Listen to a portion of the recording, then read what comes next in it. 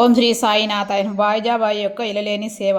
తాత్య కోతేపటి తల్లి పేరు బాయిజాబాయి. ఆమె ప్రతిరోజు మధ్యాహ్నము తలపైన ఒక గంపలో రొట్టె కూర పెట్టుకొని సమీపమునున్న చిట్టడివిలో ముండ్లు పొదలు లెక్క చేయక క్రోసుల కొద్ది దూరము నడిచి ఆత్మాధ్యానంలో నిశ్చలముగా ఎక్కడో కూర్చొని ఉన్న బాబాను వెదికి పట్టుకొని భోజనం పెట్టుచుండెను.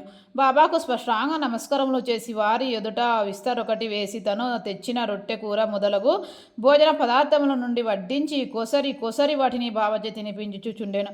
ఆమె భక్తి విశ్వాసములు అద్భుతమైనవి, అయిలలేనివి. ఆమె సేవను బాబా చివరి వరకు మరవలేదు. ఆమె సేవకు తగినట్లు ఆమె పుత్రుడగు తాత్యా పటేల్ ఎంతో ఆదరించి ఉద్ధరించెను.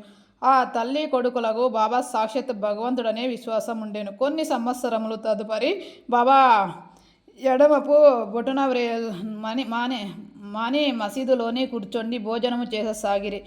అప్పటి నుంచి పొలములో తిరిగి బాబాను వెదికి పట్టుకొని శ్రమ బాయిజాబాయికి తప్పినది. ముగ్గురి పడక స్థలము.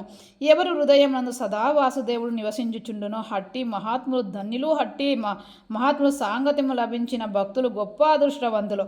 తాత్యా కోతే పటేల్ మహాలాస్పతి ఇద్దరు హట్టి అదృష్టశాలురు. బాబా వారి ఇరువురిని సమానంగా ప్రేమించేటివారు. బాబా వారిరువురితో కలిసి మసీదులో తమ తలలను తూర్పు, పడమర, ఉత్తరముల వైపు చేసి మధ్యాలో ఒకరి కాళ్ళు ఒకరి తాగునట్లుగా పండుకొనేటివారు.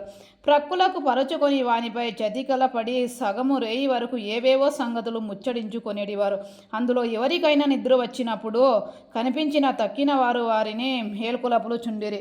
తాత్య పండుకొని గుట్టు పెట్టినచో గురుకు పెట్టినచో బాబా వానిని అటు ఇటు ఊపి వానిని శిరస్సు గట్టిగా నొక్కుచుండెను. బాబా ఒక్కొక్కసారి మహాలాస్పతిని హక్కున చేర్చుకొని అతనిని కాళ్ళను నొక్కి వీపు తోమేడివారు. ఈ విధముగా 14 సంవత్సరములు తాత్య తన తల్లిదండ్రులు విడిచి బాబాపై ప్రేమచే మసీదులోనే పండుకొనేను.